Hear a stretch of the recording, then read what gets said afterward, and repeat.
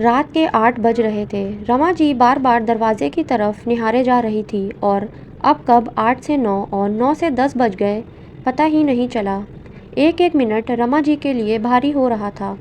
पर अब तक बेटी तन्वी का कोई अता पता नहीं था। उन्होंने कई बार फ़ोन भी करने की कोशिश की पर उसका फ़ोन भी नहीं लग रहा था। बाहर आंधी तूफान के साथ बहुत तेज़ बारिश हो रही थी। यह देख रमा जी की चिंता और बढ़ गई। हे भगवान, कहाँ रह गई मेरी बच्ची? कहीं किसी मुसीबत में तो नहीं फंस गई? सोचते ही मन तरह तरह की आशंकाओं से भर गया। उसने तुरंत जाकर ईश्वर के आगे हाथ जोड़ लिए। हे प्रभु, मेरी बच्ची का ख्याल रखना, उसे सही सलामत घर पहुंचा देना। प्रार्थना करते करते उनकी आंखों से आंसुओं की धार बह निकली। तन्वी डॉक्टर थी और गुड़गांव के एक बड़े हॉस्पिटल में इंटर्नशिप कर रही थी। यूं तो हर रोज़ लगभग 9 बजे के आसपास घर आ जाया करती थी, परंतु आज रविवार है और आज के दिन वह गरीब बस्ती में फ्री में इलाज करने जाती थी।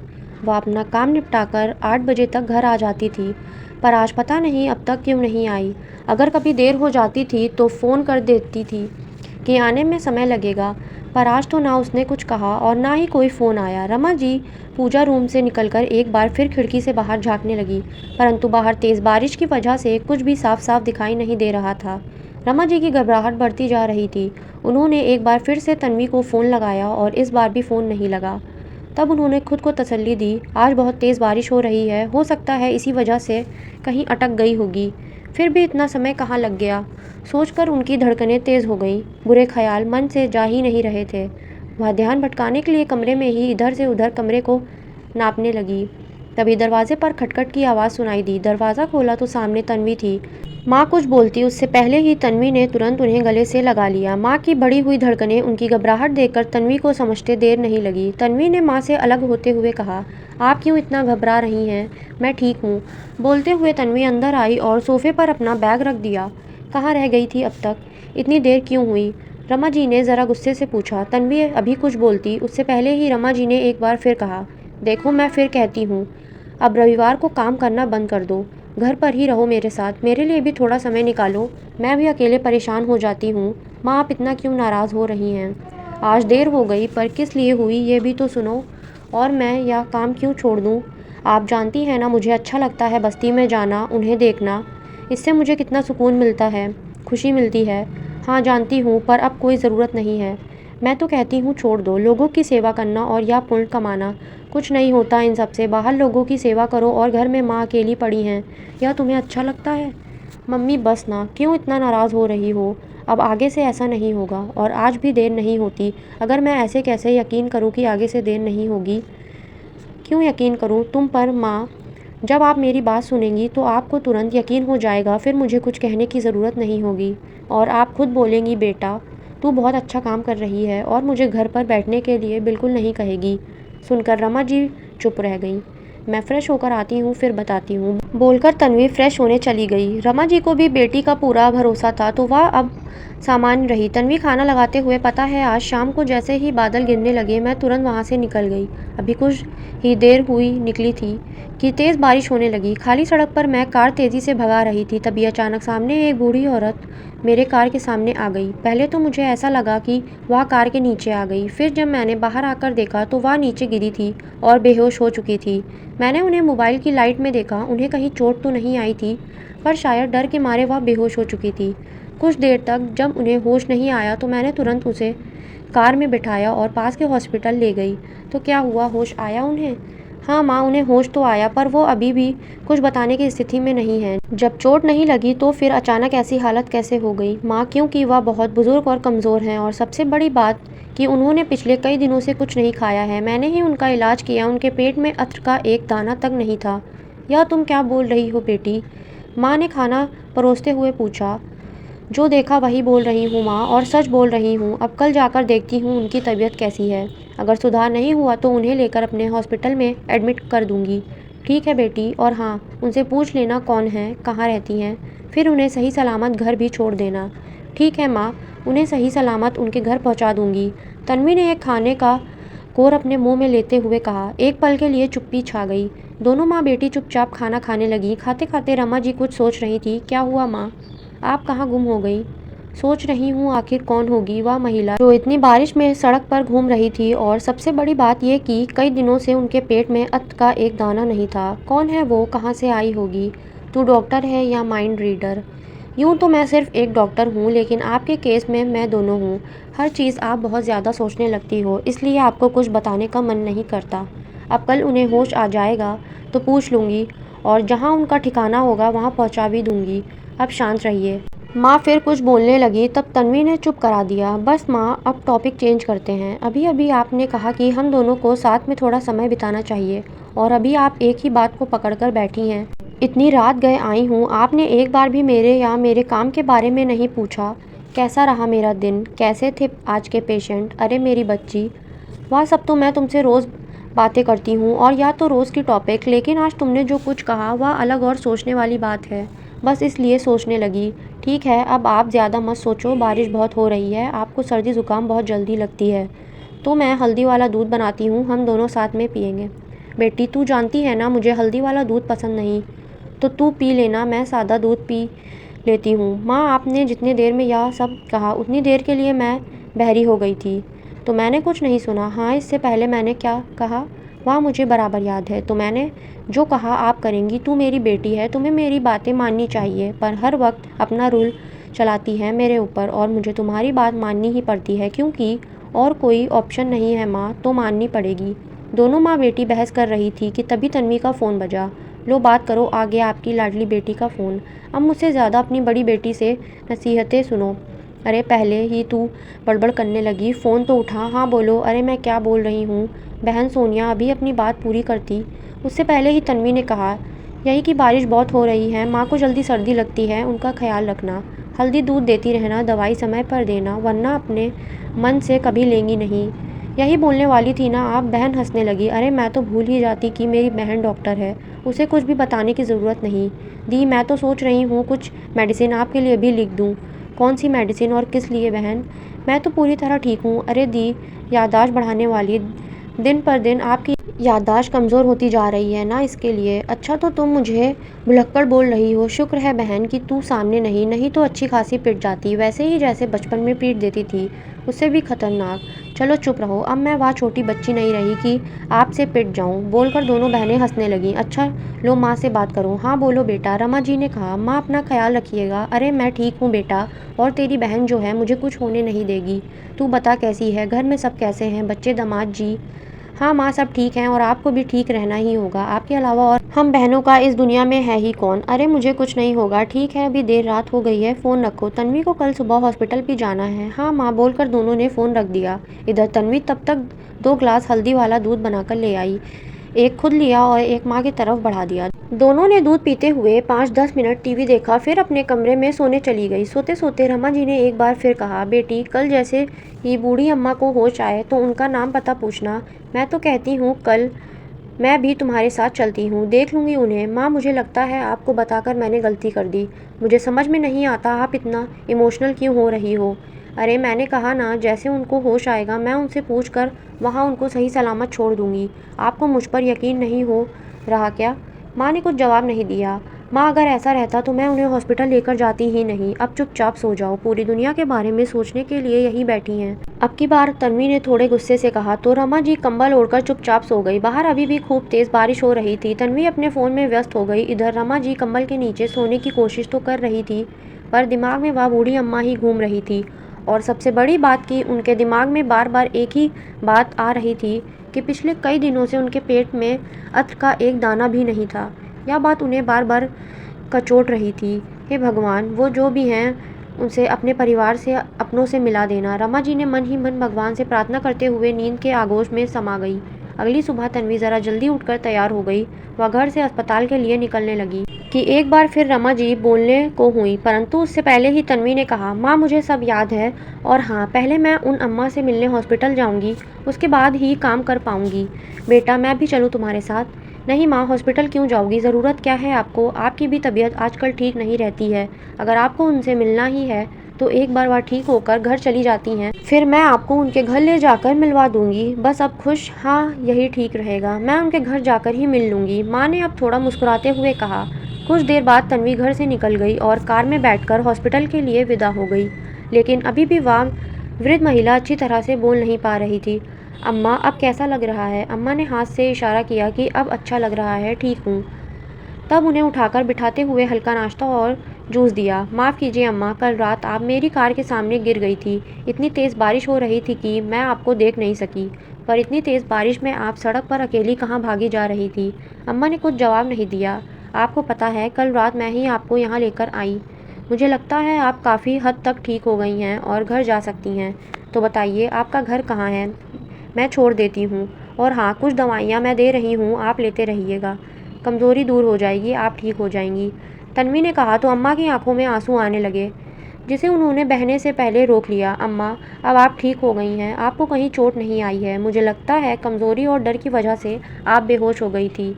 एक बात और, अगर आप बुरा ना माने तो आपसे एक बात पूछूं? आपने पिछले कुछ दिनों से खाना क्यों नहीं खाया? बस इस उम्र में कौन सा उपवास कर रही हैं? अम्मा ने फिर कुछ जवाब नहीं दिया, बस मुंह फेर लिया। अम्मा नहीं बोलेंगी।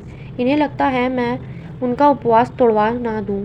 इसलिए तो औरत होकर भी मुझे औरतों की हरकतें आदतें पसंद नहीं आती। ये औरतें अपनी सेहत को नज़रअंदाज कर सबके लिए व्रत उपवास करेंगी, सबके बारे में सोचेंगी और अपने बारे में सोचने के लिए इनके पास समय नहीं है। देखो तो इनका पैर कब्र में लटक रहा है, लेकिन नहीं, उपवास ज़रूर करेंगी। और पूछ रही हूँ तो बोल भी नहीं रही हैं। मन ही मन बोलकर तन्वी दाएं बाएं से हिलाकर रह गई। तन्वी ने एक बार फिर पूछा, अच्छा, आपका घर कहाँ है? कहाँ रहती हैं आप? आपके घर में कोई है तो बताइए, मैं उन्हें फ़ोन करके बुला देती हूँ। तन्वी की बात सुनकर इस बार अम्मा के सब्र का बांध टूट गया और उनकी आंखों से आंसू बह निकले। क्या हुआ अम्मा, क्यों रो रही हो? मैं आपके घर छोड़ देती हूँ। आपको मुझ पर विश्वास नहीं हो रहा? अब की बार अम्मा ने धीरे से हाँ में सिर हिलाया। तो फिर जल्दी बताओ, आप कहाँ रहती हो? अम्मा ने धीरे से फुसफुसाकर कहा, मंदिर। क्या मंदिर? मंदिर के पास रहती हैं आप? पर कहाँ और किस मंदिर के पास? यहाँ से थोड़ी दूर पर है। अच्छा, ठीक है, अब उठिए और चलिए मेरे साथ। फिर तन्वी ने अम्मा का हाथ पकड़कर अपनी कार में बिठाया और चल पड़ी उनके बताए रास्ते की तरफ। कुछ देर तक चलने के बाद वहाँ मंदिर आ गया। अब अम्मा ने एक तरफ उतारने के लिए इशारा किया तो तन्वी ने उतार दिया। हाँ बताओ अम्मा, अभी यहाँ से किस गली में घर है आपका? मैं वहाँ छोड़ देती हूँ, मैं चली जाऊँगी बेटा। अम्मा, क्या आप मुझे मार खिलाना चाहती हो अपने घर वालों से? अगर आप फिर गिर गई तो तब तो सच में आपके घर वाले मेरी खटिया खड़ी कर देंगे। चलिए जल्दी बताइए, आप कहाँ रहती हो? मैं आपको छोड़ देती हूँ। अब की बार अम्मा ने बहाना बना दिया कि यहीं मंदिर में कुछ देर बैठूंगी, फिर घर जाऊंगी। मैं चली जाऊंगी मेरी बच्ची, तुम अपने काम पर जाओ, तुम्हें देर हो रही होगी। देर तो सच में हो रही थी तन्वी को। उसने अम्मा को मंदिर के प्रांगण में बिठा दिया और कार में बैठकर हॉस्पिटल के लिए निकल गई। रास्ते में जाते जाते उसने अपनी माँ को फ़ोन लगाया, यह बताने के लिए कि अम्मा ठीक हैं और वो सही सलामत अपने घर पहुँच गई हैं। सुनकर रमा जी भी खुश हो गई। करीब 2-3 दिन बाद तन्वी फिर उसी रास्ते से गुजरी कि अम्मा इस समय मंदिर में रहती हैं तो शायद उनसे मुलाकात हो जाए। एक बार देखती हूँ तबीयत कैसी है उनकी। वह मंदिर के पास जैसे ही रुकी तो अम्मा की नज़र उस पर गई तो वह छुपने की कोशिश करने लगी। तभी अम्मा का पैर फिसला और वो ज़ोर से गिर गई, मुंह से आ निकल गई। मंदिर के पुजारी भागकर उन्हें उठाने आए, तब तक तन्वी भी पहुंच गई। क्या हुआ अम्मा, कैसे गिर गई? और जब आपसे नहीं होती है यह पूजा तो क्यों आती हो मंदिर में? घर में क्यों नहीं बैठी? भगवान का नाम और पूजा घर में बैठकर भी लिया जा सकता है, ज़रूरी नहीं मंदिर में ही आकर पूजा करना। घर कहाँ जाएंगी? रहेगा तब ना, ये मंदिर ही उनका घर है, यहीं रहती हैं, पुजारी ने कहा। तो तन्वी शॉक हो गई और अम्मा शर्म के मारे इधर उधर देखने लगी। अब तन्वी को एहसास हुआ कि अस्पताल में कोई क्यों नहीं आया, ना ही किसी ने खोज खबर ली। अब तन्वी को उनके बारे में जानने की उत्सुकता होने लगी, लेकिन पंडित जी ने इनका कोई ना कोई तो ठिकाना तो होगा था, पर अब नहीं है। उनके बेटे बहू विदेश में रहते हैं और जो घर में रहते हैं वे इन्हें रखने को तैयार नहीं। पिछले कुछ दिनों से यहीं रहती हैं, मंदिर में जो प्रसाद चढ़ता है वही खाती हैं और यहीं रात सो जाती हैं। बेटा, मैं इसके आगे और कुछ नहीं जानता, अब जो पूछना है अम्मा से ही पूछ लो। सुनकर तन्वी काफ़ी गंभीर हो गई। अब तन्वी को अम्मा से हमदर्दी होने लगी, पर वह उनके सामने जाहिर नहीं होने दिया। वह उनके पास से हट गई और सोचने लगी, क्या यह सच है? शायद सच में कोई नहीं है, नहीं तो अब तक कोई ना कोई ज़रूर आया होता। क्या करूँ मैं? इन्हें लेकर अपने घर चली जाऊँ? एक बार माँ से पूछती हूँ, हाँ यही सही रहेगा। परंतु माँ ने फ़ोन नहीं उठाया। तब तन्वी ने बिना कुछ सोचे समझे अम्मा का हाथ पकड़ा और उन्हें लेकर अपने घर के लिए विदा हो गई। रास्ते में अम्मा तन्वी को कृतज्ञ नज़रों से देख रही थी। क्या हुआ अम्मा, आप मुझे ऐसे क्यों देख रही हो? सुनकर अम्मा भावुक होते हुए बोली, खूब खुश रहो मेरी बच्ची, खूब आगे बढ़ो, खूब तरक्की करो, माँ बाप का नाम रोशन करो, बोलकर अम्मा ने उसके सिर पर अपना हाथ रख दिया, जिससे तन्वी को एक बार अपनेपन का एहसास हुआ। ऐसा लगा मानो कोई खास और गहरा रिश्ता हो तन्वी का। मन हो रहा था अम्मा से पूछे उनके परिवार वालों के बारे में, लेकिन नहीं पूछा, कहीं उन्हें बुरा ना लग जाए। बेटा, मुझे देखकर कहीं तुम्हारे घर वाले परेशान हो गए तो? अम्मा ने कहा, वे बिल्कुल परेशान नहीं होंगे, आप चिंता मत करो। बेटा, तुम्हारा नाम क्या है? तुम्हारे घर में और कौन कौन है? मेरा नाम तन्वी है और घर में बस मैं और मेरी माँ रहते हैं। 2 बहनें हैं, उसकी शादी हो चुकी है, भाई नहीं है। नहीं, और पापा? वह बहुत पहले ही गुजर चुके हैं। और तुम्हारे पैर में क्या हुआ? तुम ठीक से चल नहीं पा रही, चोट लगी है? नहीं, पोलियो है, माँ कहती हैं। मैं जब बहुत छोटी थी तभी मुझे पोलियो हो गया। भगवान भी ना अच्छे लोगों को ही तकलीफ देते हैं। तन्वी मुस्कुरा कर रह गई। अम्मा भी चुप हो गई। क्या हुआ अम्मा? आप क्या सोचने लगी? मतलब तुम्हारी मम्मी ने अकेले तुम तीनों बहनों को पाला और पढ़ाया लिखाया? हाँ अम्मा, तन्वी ने मुस्कुराते हुए जवाब दिया। बहुत हिम्मत वाली जान पड़ती है तुम्हारी माँ। हाँ वो तो है। कुछ इसी तरह बात करते हुए रास्ता कट गया और तन्वी घर पहुंच गई। अम्मा को लेकर घर पर गई तो दरवाजे पर ताला लगा हुआ था। माँ शायद बाहर कहीं कुछ सामान लेने गई होगी। उसने अपने पास रखी चाबी से दरवाज़ा खोला और अम्मा को बेड पर बैठने के लिए कहा। फिर रसोई में जाकर उनके लिए एक गिलास पानी लाई और चाय बनाने लगी। अम्मा ने चाय पीने से इनकार कर दिया तो तन्वी उनके लिए नाश्ता ले आई। अम्मा ने नाश्ता किया और दवाई खाई तो उन्हें नींद आने लगी। तन्वी उन्हें गेस्ट रूम में ले गई और बेड पर सुला दिया। तन्वी ने अस्पताल में फ़ोन कर दिया कि आज ज़रा आने में देर हो जाएगी। कुछ देर में अम्मा सो गई और तन्वी बरामदे में बैठकर माँ के आने का इंतज़ार करने लगी। कुछ देर बाद जब रमा जी आई और तन्वी को घर में देखा तो आश्चर्यचकित हो गई। क्या हुआ बेटा, तुम वापस आ गई? आज हॉस्पिटल नहीं गई? तबीयत तो ठीक है ना? हाँ माँ, मैं ठीक हूँ। तो फिर क्या हुआ, क्यों वापस आ गई? और आई तो मुझे फ़ोन क्यों नहीं किया? तन्वी ने सारी बातें बता दी और यह भी कह दिया कि वह अम्मा को लेकर यहाँ आ गई है। सुनकर माँ ने कहा, बेटा यहाँ लेकर आ गई, वो ठीक तो हैं, लेकिन उनके घर में अगर कोई भी होगा तो वह कितना परेशान होगा। नहीं माँ, कोई नहीं है उनके घर में, अकेले रहती हैं और वह भी मंदिर में। अगर कोई है भी उनके घर में तो वो अब तक कोई खोज खबर क्यों नहीं ली? ठीक है, कुछ दिन रहने दीजिए यहाँ पर, जब उनकी तबीयत ठीक हो जाएगी तब तक मैं देख लेती हूँ, पता कर लेती हूँ कोई सच में है तो उनके घर पर छोड़ दूँगी। क्या कहती हो आप? हाँ ठीक है बेटा, कोई बात नहीं, लेकिन अम्मा कहाँ हैं?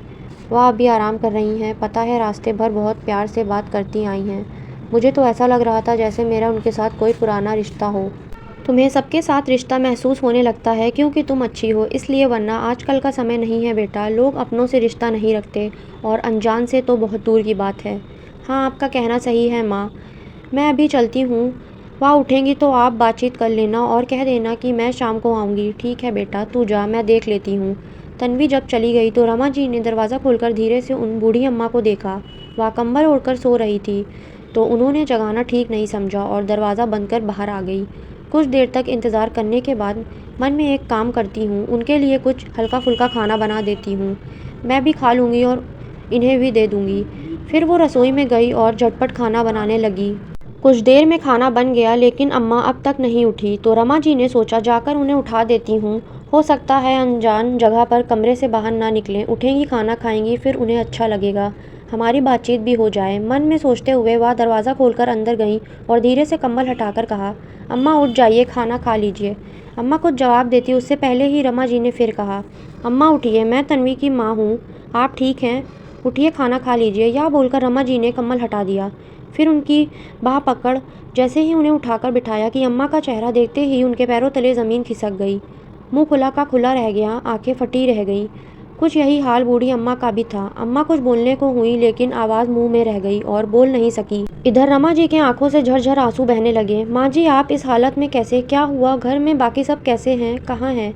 रमा जी की बात सुनते ही अम्मा जी की आंखों से आंसू ढुलक लगे। वह फूट फूट कर रोने लगी। वह बूढ़ी अम्मा कोई और नहीं, रमा जी की सास कल्याणी जी थी। माँ जी आप यूँ इस तरह कैसे? घर के बाकी सब लोग कहाँ हैं? कल्याणी जी ज़ोरों से सिसकने लगी। क्या हुआ माँ जी, बताइए, आप क्यों रो रही हैं? बहू तुम्हारी बद्दुआ रंग लाई। सब तुम्हारी बद्दुआओं का फल है। तुम्हारे साथ जो हमने किया उसका फल भगवान ने मुझे जीते जी दे दिया। या आप क्या कह रही हैं माँ जी? क्या हुआ? साफ साफ बताइए, क्या हुआ बहू? और कितना कहूँ, सब ने मुझे घर से निकाल फेंक दिया, कोई रखना ही नहीं चाहता। सही कहते हैं लोग, अपना किया धरा हमें इसी जन्म में भोगना पड़ता है। जिस बेटे बहू के लिए सब कुछ किया, सही गलत कुछ नहीं सोचा, उसी ने मिलकर मेरा यह हाल कर दिया।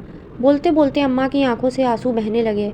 रमा जी ने उनके आंसू पोंछते हुए कहा, चुप हो जाइए माँ जी, आपकी तबीयत ठीक नहीं है। आप इस तरह रोएंगी तो आप और बीमार पड़ जाएंगी। अम्मा चुप हो गई, परंतु हिचकियाँ बन गई थी। वहीं रमा जी की आंखों के सामने पुरानी यादें ताज़ा हो गईं। तस्वीर की भांति एक एक कर आंखों के सामने आने लगी। रमा जी की अभी नई नई शादी हुई थी। उनके पति श्याम बाबू सरकारी स्कूल में अध्यापक थे। 3 जेठानी देवरानी यह सबसे छोटी बहू थी और गरीब परिवार से आई थी। बाकी इनकी दोनों जेठानी काफ़ी अमीर परिवार से थी, तो सास इस बात के लिए हमेशा ताना देती थी, पता नहीं किसी गरीब फ़कीर ख़ानदान से आ गई है। रमा जी कभी अपनी सास की बातों को दिल पर नहीं लेती थी, तो दोनों जेठानी सास को शह देने लगी और तब तीनों मिलकर खूब रमा जी को खरी खोटी सुनाते। कभी तीज त्योहार में दोनों जेठानी के मायके से खूब सारा सामान आता, तो वही शर्मा जी के मायके से थोड़ा बहुत आता। कभी नहीं आता तो इस बात के लिए भी उसे खूब सुनाया जाता। कितनी बार रमा जी विरोध करना चाहती, पर पति मना कर देते कि माँ के सामने मत बोलो, और रमा जी मन महसूस कर रह जाती। उसे याद है जब पहली बेटी हुई तो सासू माँ ने कैसे मुंह बना लिया। पोता का इंतजार कर रही थी, पोती हो गई। अरे इसे तो मायके का लक्षण लग गया, इस पर तो माँ की परछाई पड़ गई। मेरे खानदान में तो सबको पहले बेटा ही होता है, यहाँ तक कि जानवर को भी, और इसे बेटी हो गई। तब रमा जी को खूब रोना आया, लेकिन फिर वह भी सहन कर लिया। परंतु जब दूसरी बेटी हुई तब तो मानो पहाड़ टूट पड़ा हो। कल्याणी जी उसके खाने पीने में दिक्कत तो करती ही, ऊपर से बेटे को भड़काने लगी, इस बहू से पोता नहीं होगा मुझे, तुम दूसरी शादी कर लो। अब तो जेठानी भी ताना मारने लगी कि तुम्हें बेटा नहीं है, तुमने तो अपने पति को बेटियों के कर्ज तले दबा दिया है। रमा जी कभी अपने पति से यह सब बातें कहती तो हंसकर कहते, जिसे जो कहना है कहने दो, मैं तुम्हारे साथ हूं ना, तो और क्या चाहिए। तब रमा जी खुश हो जाती और धीरज धर लेती। अब दोनों पति पत्नी सोच रहे थे कि अब बच्चा नहीं करेंगे, 2 बेटी ही काफ़ी हैं, लेकिन ससुराल वालों के साथ मायके वालों का भी दबाव पड़ा तो उन्होंने तीसरा बच्चा कर लिया, और भगवान को यही मंजूर था, तीसरी भी बेटी हो गई। तब तो सासू माँ ने बच्चा सहित उसे घर से निकाल मायके भेज दिया। तू कुलच्छनी है, अभागी है, खाली बेटी जनेगी, तुम तो मेरे बेटे का वंश कैसे बढ़ेगा, खानदान कैसे बढ़ेगा। जा तू निकल जाओ, और अपने बेटे पर दूसरी शादी के लिए दबाव डालने लगी। तब भी बेटा मुस्कुरा कर रह जाता। क्या हो गया माँ, बेटा और बेटी में आजकल कोई फ़र्क नहीं है। लेकिन माँ कहाँ समझती, उन्हें तो पोता चाहिए, रात दिन रट लगाए बैठी रहती। कहते हैं घर में रोज़ की कला एक दिन लग ही जाती, वही हुआ। एक शाम बहुत तेज़ बारिश हो रही थी। रमा जी के पति काम से बाहर गए थे। घर लौटते समय बारिश की वजह से उनका एक्सीडेंट हो गया और वहीं उनकी मृत्यु हो गई। रमा जी पर दुखों का पहाड़ टूट पड़ा। क्या करूं क्या नहीं समझ में नहीं आ रहा था, लेकिन पति की सरकारी नौकरी थी तो अनुकंपा पर उन्हें शिक्षक की नौकरी मिल गई। परंतु ससुराल वाले चाहते थे कि यह नौकरी उनके दोनों जेठ में से किसी को मिले। पर रमा जी ने जिद करके कहा कि मुझे 3 बच्चे हैं, तो अपने बच्चों का लालन पालन कैसे करूंगी, इसलिए नौकरी मैं ही करूंगी, और जिद करके नौकरी कर ली। इस गुस्से में दोनों जेठ जेठानी ने सास को खूब चढ़ाया, उल्टा सीधा सिखाया और रमा जी को घर से निकालने पर मजबूर कर दिया। रमा जी रोती बिलखती रह गई। मैं 3 बच्चों को लेकर कहाँ जाऊंगी, मायके में भी कोई आसरा नहीं है, मुझे कुछ नहीं तो रहने के लिए एक कमरा ही दे दीजिए। लेकिन किसी ने एक नहीं सुनी। वह रोती बिलखती रह गई। उनके आंस देखकर भी कल्याणी जी का दिल नहीं पिघला। तब रमा जी ने कल्याणी जी के पैर पकड़ लिए। माँ जी, आप तो मेरी सास हैं, बच्चों की दादी हैं, कम से कम आप तो समझिए। मैं अकेली औरत 3 बच्चों को लेकर कहाँ जाऊँगी। मुझे बाकी संपत्ति में कोई हिस्सा मत दीजिए, कुछ नहीं चाहिए, बस रहने को एक छत दे दीजिए, मैं उसमें रह जाऊँगी, 3 बच्चों को पालन कर लूँगी। तब सासू माँ लाश से धक्का मारते हुए बोली, मेरे बेटे को तो खा गई, अब किस हक से यहाँ रहेगी। फिर तुम बेटियों की माँ हो तो तुम्हारा कैसे हिस्सा। कोई हिस्सा नहीं होगा, जहाँ मन होता है वहाँ जा। अगर नहीं संभाल सकती तो इतनी बेटी पैदा क्यों किया, जा कहीं फेंक दे, मार दे। जब कोई रखने को तैयार नहीं हुआ तो रमा जी तीनों बेटियों के साथ घर से निकल गई। ज़मीन जायदाद और छत तो दूर, किसी ने एक समय का खाना बनाने के लिए अनाज तक नहीं दिया। तीनों बच्चों के साथ घर छोड़ दिया। पर अब आगे क्या। रमा जी को समझ नहीं आ रहा था, क्या करूं, कहाँ जाऊं। बहुत परेशान हो गई। उन्हें परेशान देख उनके स्कूल के प्रधानाध्यापक ने उनसे उनकी परेशानी का कारण पूछा। तब रोती हुई उन्होंने सारी बातें बता दी। सुनकर उनका भी कलेजा पसीज गया। उन्होंने कहा, कोई बात नहीं, आप कुछ दिनों तक स्कूल में ही रह जाइए, जब घर की व्यवस्था हो जाए तब आप यहाँ से चली जाइएगा।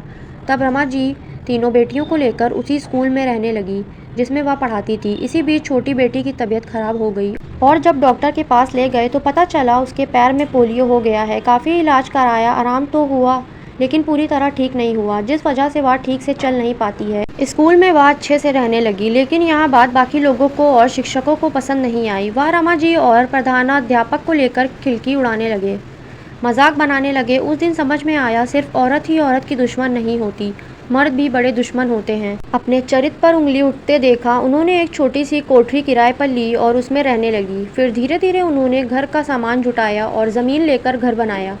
तीनों बेटियां काफ़ी होशियार, समझदार और पढ़ने में तेज तरार थी। पढ़ाई पूरी होते ही रमा जी की दोनों बड़ी बेटियों की शादी बिना किसी दहेज के हो गई, लेकिन छोटी बेटी पोलियो की वजह से दिव्यांग थी, इसलिए अब रमा जी को बहुत चिंता होने लगी कि इसकी शादी कैसे होगी। तब तन्वी ने कहा, माँ आप मेरी शादी की चिंता मत करो, मुझे पढ़ने दो, मुझे डॉक्टर बनना है, पहले पढ़ाई कर लूँ, अपने पैरों पर खड़ी हो जाऊँगी, फिर शादी बाद में देखेंगे। बेटी की बात सुनकर रमा जी बोली, मैं प्राइमरी स्कूल की शिक्षिका हूँ, कहाँ से इतना पैसा लाऊंगी जो तुम्हें डॉक्टरी की पढ़ाई करा दूँ। लेकिन कहते हैं ना, जहाँ चाह वहाँ राह, वही हुआ। काफ़ी हद तक मदद बड़ी बेटियों और उनके दामाद ने की थी और बाकी मेडिकल कॉलेज में उनकी फ़ीस माफ़ हो गई। जो प्रोफेसर उसे पढ़ाते थे उन्होंने बिना फीस लिए ही तन्वी को पढ़ाया। रमा जी ने कई बार पूछा भी फीस के बारे में, तब वह प्रोफेसर कहते, तन्वी बिटिया को डॉक्टर बनने दीजिए, फिर सारी फीस उसी से ले लूँगा। तन्वी ने भी बहुत मन लगाकर पढ़ाई की और आज वह एक सफल डॉक्टर बन गई। इधर रमा जी भी पिछली बीती सब बातें भूलकर अपने बच्चों में घुल मिल गई। अब वह ससुराल और सास की बातें याद नहीं करती। उन्हें वापस परिवार के लोगों ने कभी नहीं बुलाया और ना ही रमा जी कभी गई। लेकिन तन्वी ने जब कल से बूढ़ी अम्मा का नाम लिया, तभी से रमा जी का मन विचलित हो रहा था कि आखिर कौन है वह अम्मा। क्या अम्मा सच कह रही हैं? क्या दोनों बेटे बहू उन्हें सच में घर से निकाल दिया? ऐसा कैसे कर सकते हैं, वो भी जब ये इतनी बुजुर्ग हो चुकी हैं। क्या सोच रही हो बहू? मेरी बातों पर विश्वास नहीं हो रहा तुम्हें? कल्याणी जी की बात सुनकर रमा जी वर्तमान में लौट आई। नहीं अम्मा, मैं सुन रही हूँ और विश्वास भी हो रहा है, पर उन्होंने ऐसा क्यों किया? क्या बताऊँ बहू? तुम्हारे घर से जाने के बाद कुछ दिन तब सब ठीक ठाक रहा, फिर दोनों भाई आपस में बंटवारा करने के लिए झगड़ा करने लगे। मैं जब उन दोनों को समझाने लगी तब वह दोनों मुझसे लड़ने लगे। अंत में मैंने सारी संपत्ति को दोनों में बराबर बंटवारा कर दिया। जब मैं अपने लिए हिस्सा रखने लगी तो दोनों ने कहा, आप हमारे साथ रहना तो अलग, हिस्सा लेने की क्या ज़रूरत है। मैं भी सहमत हो गई उनकी बातों से, पर बाद में दोनों बहुएं झगड़ा करने लगी कि मैं किसके साथ रहूं। दोनों आपस में झगड़ रहे थे, माँ को तुम रखो तो तुम रखो। फिर 6-6 महीने करके दोनों मुझे रखने को तैयार हो गए।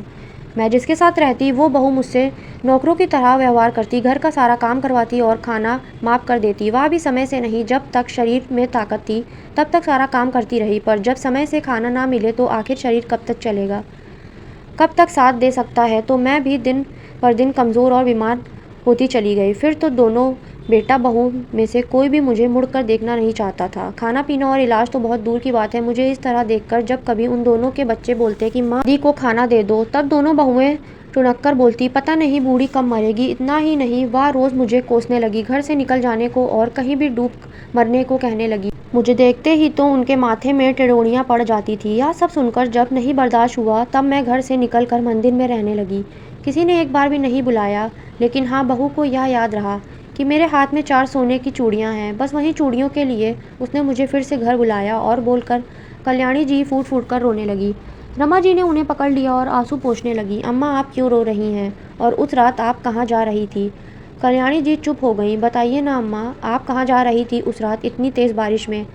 नदी में डूबने जा रही थी। सुनकर रमा जी को मानो चक्कर सा आ गया। वह परेशान सी हो गई। माँ आप यहाँ क्या कह रही हैं? सही कह रही हूँ बहू। दोनों बहू ने सब कुछ छीन लिया। हाथ में बस सोने की 4 चूड़ियाँ थी, उसी पर दोनों की नज़र थी कि कब मैं मर जाऊँ और सोने की चूड़ियाँ दोनों के हाथ लग जाएं। लेकिन जब मैंने नहीं दिया तो इसी गुस्से में पिछले 4 दिनों में दोनों ने मुझे कुछ खाना नहीं दिया। पानी पीकर मैं कब तक जीवित रहती। जब नहीं बर्दाश्त हुआ तब उस तेज़ बरसात में मैं घर से निकल गई। लेकिन देखो, भगवान को कुछ और ही मंजूर था। उन्होंने मुझे मरने नहीं दिया और मेरी पोती को भेज दिया। उसने मुझे बचा लिया। बहू, मैंने जिस पोती को इतना दुख दिया, इतनी बद्दुआ दी, आज उसी पोती ने मेरी जान बचा ली।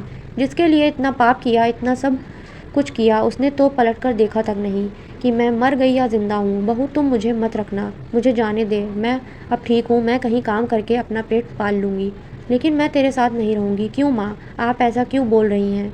क्यों नहीं रहेंगी? क्या कमी है यहाँ पर? और कहाँ जाएंगी आप? बात किसी कमी की नहीं है बहू, लेकिन किस मुंह से रहूं? इसी मुंह से तुझे मैंने कितनी गालियाँ दी, कितना अपशब्द कहा, कितनी बद्दुआएं दी, इसलिए नहीं रह सकती। शर्म आ रही है मुझे। इसमें शर्म की कोई बात नहीं दादी, आप मेरी दादी हैं और आप यहाँ से कहीं नहीं जा रही हैं, या मैं बोल रही हूँ, पीछे से आते हुए तन्वी ने कहा। दादी शब्द सुनते ही कल्याणी जी फूट फूट कर रोने लगी। तुम्हें पता चल गया मेरी बच्ची, मैं तुम्हारी दादी हूँ।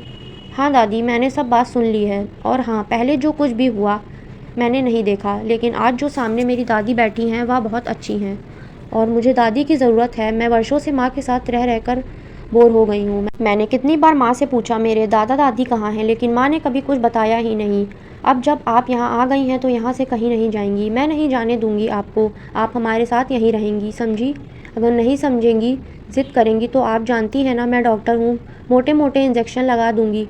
सुनकर दादी हंसते हुए रो पड़ी।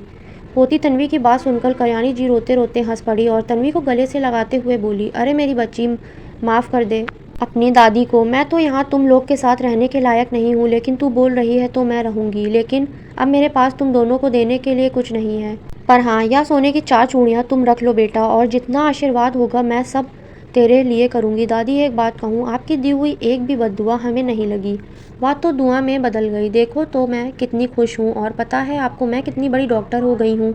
तो यह चूड़ियाँ अभी आप ही पहनिए, हमारे लिए आपका आशीर्वाद ही काफ़ी है। हाँ मेरी बच्ची, तू बहुत बड़ी डॉक्टर है और बड़ी बन जा, दुनिया की सबसे बड़ी डॉक्टर बन जा, खूब नाम कमा, माँ बाप का खूब नाम रोशन कर। तुम्हें मेरी तरफ से बहुत सारा प्यार, बहुत सारा आशीर्वाद। सुनकर तन्वी दादी से लिपट गई और माँ को इशारा किया तो रमा जी भी पुरानी सारी बातें भूलकर सास के गले से लिपट गई। अभी पीछे से आवाज़ आई, और तन्वी बिटिया, मेरी फीस कहाँ है? याद है ना, मैंने तुम्हें कहा था कि जब तुम डॉक्टर बन जाओगी, कमाने लगोगी, तब तुमसे फ़ीस ले लूँगा मैं।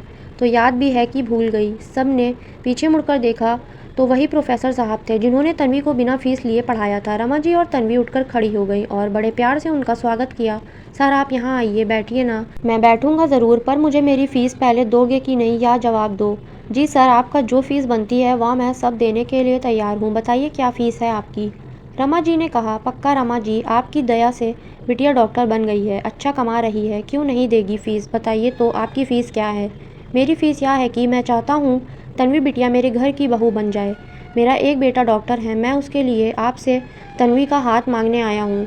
सुनकर तन्वी शर्मा कर घर के अंदर चली गई। वहीं रमा जी की आंखों में खुशी के आंसू आ गए। सर मैं नहीं जानती कि आपका आभार किस तरह व्यक्त करूँ, मेरी सारी चिंता दूर कर दी आपने। लेकिन क्या रमा जी?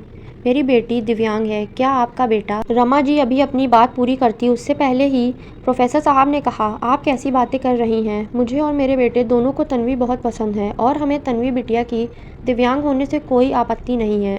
अगर आपकी हाँ हो तो हम पंडित जी से मिलकर जल्दी ही सगाई और शादी का शुभ मुहूर्त निकलवा लेते हैं। रमा जी ने भी हंसते हुए कहा, जी सर बिल्कुल, और शुभ काम में देरी कैसी? रमा जी अब आप मुझे प्रोफेसर साहब नहीं समझी जी बोलिए। सुनकर सब हंसने लगे। तभी तन्वी अंदर से चाय नाश्ता लेकर आई। उसने सबके पैर छुए, दादी का भी आशीर्वाद लिया। अगले ही दिन पंडित जी आए, सगाई और शादी के शुभ मुहूर्त निकाल दिया। 1 महीने के ही बाद शुभ मुहूर्त निकला। बड़े ही धूमधाम से तन्वी का विवाह हुआ। वह ससुराल चली गई, लेकिन जाते जाते उसने डॉक्टर पति से कहा कि मेरी माँ का हम बहनों के अलावा कोई नहीं है, और मैं चाहती हूँ कि अपने ससुराल और सास ससुर के साथ माँ का भी ख्याल रखूँ, और अब तो बूढ़ी दादी भी हैं तो उनकी भी देखभाल करनी होगी। पति ने हंसते हुए कहा, सिर्फ तुम्हारी माँ नहीं, हमारी माँ और हमारी दादी। एक बात और, तुम अकेले नहीं, हम मिलकर उनका ख्याल रखेंगे। सुनकर तन्वी खुशी से पति के गले से लग गई।